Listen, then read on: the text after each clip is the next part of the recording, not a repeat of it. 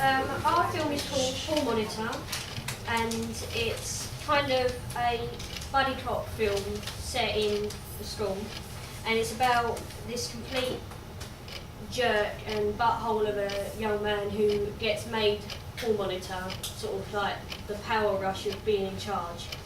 And takes it way too far. yeah, he takes it far too seriously to the point where it's like ridiculous. And that's sort of what it's about. And the storyline is about him sort of realising through a series of events and through the sabotaging of the school prom, which he has to stop, sort of how ridiculously obsessed he's been about this menial thing that no one else takes seriously except for him, and how over the top he's been about it, and how he's ignored all the other things that he could have in life to do this one silly little task, that he sort of opens up a little bit, but then at the end completely discards it and goes back to doing what he was doing anyway. It's played completely straight. It's like he gets a badge and then he thinks he's the sheriff of the entire school. But to him, he doesn't see how stupid he looks. To him, this is all completely normal. But he's also got to bring in that sort of body cop aspect. He has a partner who is nowhere near as stupid as he is. Kind of like in films such as Johnny English, which is a different sort of genre, but you've got the main guy who is just a complete idiot. And then you've got his sidekick, who should be the inexperienced one that actually knows what he's talking about. And where you've got this main guy who's sort of really into this thing. He's deputy, he's just sort of doing it for extra credit and doesn't really care. The comedy kind of comes from the sort of dramatic irony of the fact that everyone in the film and everyone watching the film knows he looks like and he's behaving like an idiot, but he sees himself as the hero. But it also comes from the dialogue and obviously the mise-en-scène and the costume. But the dialogue is going to have to be like really clever dialogue between the characters, sort of like pun per every few or joke per every few like lines, you know. So especially for the opening. Yeah, one of main influences for the idea was Hot Fuzz, because it is a parody of buddy cop films. Obviously, in a different setting. In the Hot Fuzz, it was a parody because it was in Britain, where you can't get away with nearly as much as what an American police officer could. But with this, obviously, in a school, so you can't really get away with anything. But Hot Fuzz has this brilliant way of just line after line. There's a joke, and you'll just keep watching it, and you'll pick up new things every time. And I think that's something that we could do with writing. We're going to use over-the-top action music. We're going to use over-the-top action music to kind of like show that silly aspect. Like so, like for example, someone's not got a hall pass, and he takes this really seriously, and there's like really fast-paced action music in the background, and stuff like that. We're going to use physical-driven comedy as well as dialogue-driven. So it's going to be like a mix of the two. Because like most comedies like just go with one or the other, but I think we're going to try and mix the two together in a clever way. Yeah. Can we hear your idea for the opening sequence? Oh yeah, sure. At first you're going to be, oh god, what are they doing? Because in a way it's a chase sequence, but it's not in the focus isn't on the actual chase, it's on how people are reacting to it. It's not so much a chase sequence as it is, you'll see them running down the hall and it will set up their characters. You've got the hall monitor and then you've got the deputy who just doesn't give a crap. But it's mainly about how people are reacting to them and setting up the fact that no one cares about it except for him. So the focus isn't actually on the chase, it's on what's going on around that. Right. What was you saying, Dean? I was going to say, I don't see how it would be a whole open sequence, but then you obviously explained it. Oh yeah. So yeah, we're sort of the opening sequence in more detail is we're going to introduce the character by having him probably like a pan up shot from his feet walking into the school, like thinking he's really sort of like the big bloke who keeps the peace and most of the like controls everything, and everyone else just really not being impressed or not really caring about him at all.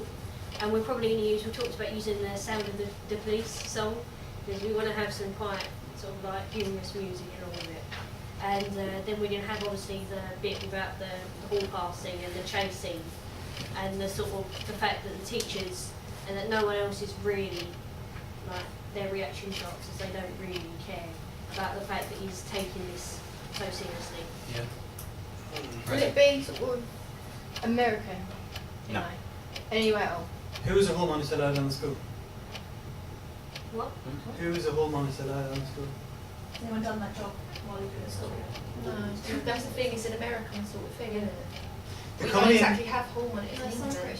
I mean, I could add to that. It like, how depends people The don't- entirely comedy on in, the you've school. identified Hot Fuzz as an influence, and you very astutely picked out that the comedy in Hot Fuzz comes from essentially British police officers who are very aware of the conventions of American cop films and TV shows, and the juxtaposition between Britain and the American kind of film TV representations of cops.